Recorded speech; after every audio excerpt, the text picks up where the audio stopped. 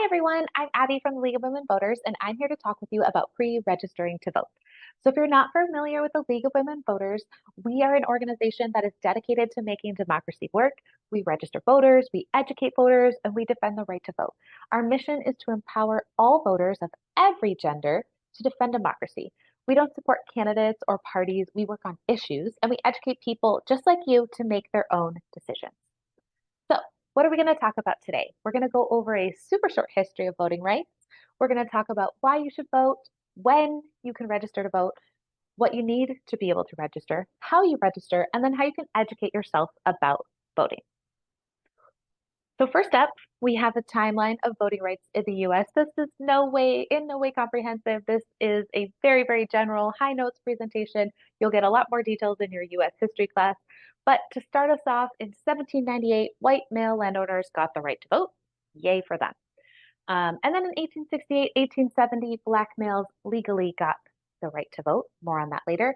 And in 1920, white women, with the passage of the 19th Amendment, got the right to vote. In 1965, the Voting Rights Act of 1965 overturned Jim Crow laws. Jim Crow laws not only impacted Black voters in the South, preventing them from voting in a lot of cases, but also Chinese voters in California and European immigrant voters in the northeastern states. So you would think that, woohoo, Voting Rights Act, everybody can vote now. But actually, until 1971, you had to be 21 to vote. And you just like yourselves, fought for the right to vote, and they got the voting age changed to 18 in 1971. And then in 2014, California decided to allow 16 and 17-year-olds like yourselves to be able to pre-register to vote, so they would automatically be sent ballots when they turned 18. And with that, we're going to go into a quick video. You say vote. If someone says, democracy is a sham, those people don't speak for me, the system is rigged. You say, vote. Someone says, well, it doesn't make a difference. This state is red, that state's blue, this thing's already a lock. You say, vote. Someone says, hey, I'm making a statement by not voting. And then you say, well, I can't hear it. This is not about the White House. This is about your house. If you're not registered to vote, you can't sit on a jury. You can't choose your mayor. You can't choose your city council. You can't even choose your district attorney. You can't decide which measures will help your family and community and which will put them at risk. This government was designed to be changed. You can either make that change or you can take what little they give you. Democracy is not a sham. It's a job. It's our job. And it took too goddamn long to get it, to just let it slide. You say vote because there are people who still don't want you to. Okay, so why vote? I'm glad you asked. You should vote because you can affect the policies that impact the people around you, the world, and your life. You can impact climate change policy. You can affect policy on school safety and justice for dreamers. These are all examples of youth movements in the recent past that are still going on, and you can get involved in them. You can start other movements on issues that you care about, and even small numbers of votes can change the outcomes of elections. Here is Los Altos City Council member Nisa Flagger to talk more about this topic. Hi, my name is Nisa Flagger, and I'm a current council member on the Los Altos City Council, and I was mayor in 2021.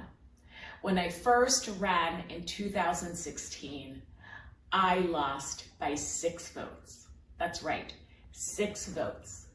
In a city where several thousand individuals vote in every election, I lost by only 6 votes. So the 3 things I'm going to ask you to do are: 1, please register to vote. And in California, you can pre-register to vote as young as 16. The second thing I will ask you to do is please get 5 friends, family members, neighbors to also vote, because now you know 6 votes can make a difference. And the third thing I'm going to ask you to do is please vote. There's so many registered voters who actually don't show up to vote. And we know their vote can make a difference. Every vote matters. Every vote counts. Thank you. I vote because it's my superpower, and you should too. Okay, so over time, we have seen youth vote increasing. That's 18 to 29-year-olds increasingly turning out to vote, which is amazing. In 2020, something unprecedented happened. More than 50% of youth turned out to vote. We want to see that number keep going up and keep growing. These are numbers for the presidential elections, the last three, 2012, 2016, 2020. I want to give a shout out to the midterms. There are tons of important things that are decided in midterms and off-cycle elections, and a lot of people do not vote in these elections. In 2022, that's just last year, 27% of people aged 18 to 29 voted. That is basically 1 in 4, guys. So don't forget to vote in your midterm elections. Make sure that your voice is heard. Your vote makes a difference. You can see from this graph that older people vote a lot more than younger people. Elected officials listen to the people who vote. If you don't want old people making decisions for you, if you want to make sure that your voice is heard, make sure you get out there and vote and stand up for the issues that you care about. Elect people that are going to stand up for the issues that you care about as well. This is your chance to have your voice heard. In the words of David Hogg, who's a Parkland student activist, we as young people will win not by using hate, not by using division. It's about campaigning and voting. Even if you are not 18 yet, you can work on issues you care about, just like this Parkland student who spoke out against gun violence and helped to start a movement. There's more work to be done on so many issues that impact our youth and impact our communities. Look for opportunities to get engaged and make a difference.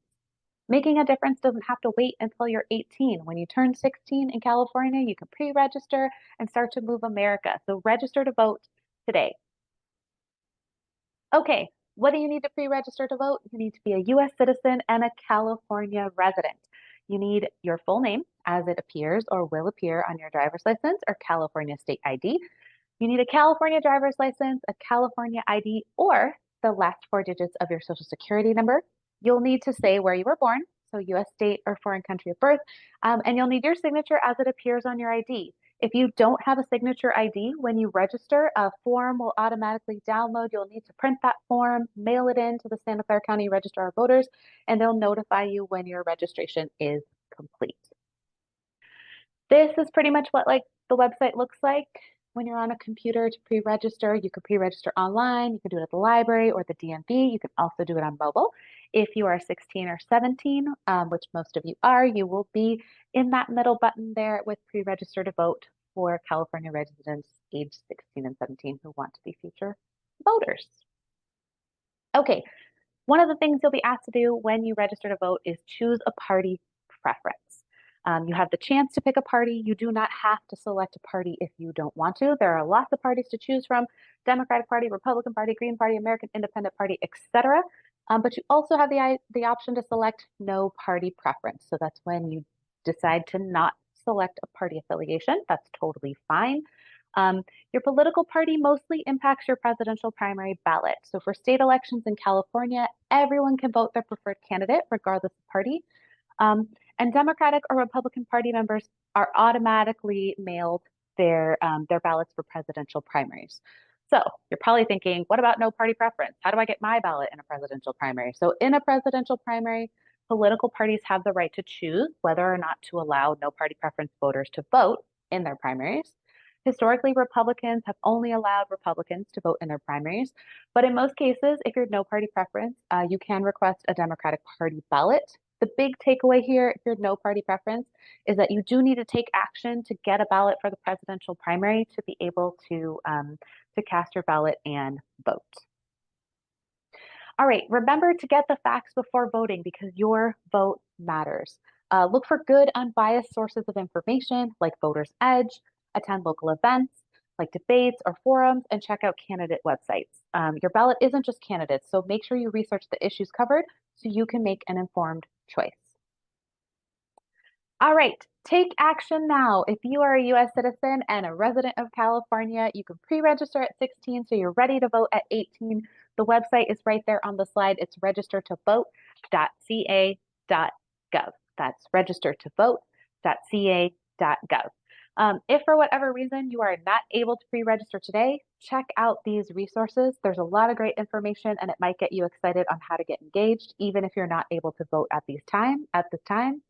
I recommend Front and Center for Justice, Reclaim Our Vote, Rock the Vote, and Mi Familia Vota as great resources and places to get some information and get excited. So with that, I'm going to ask you to pause the video so you can take a moment to pre-register or check out these resources. If you're watching this online on your own device, everything's linked below in the description box, so you can feel free to click the links there. And we're just going to take a pause to give y'all a chance to pre-register to vote.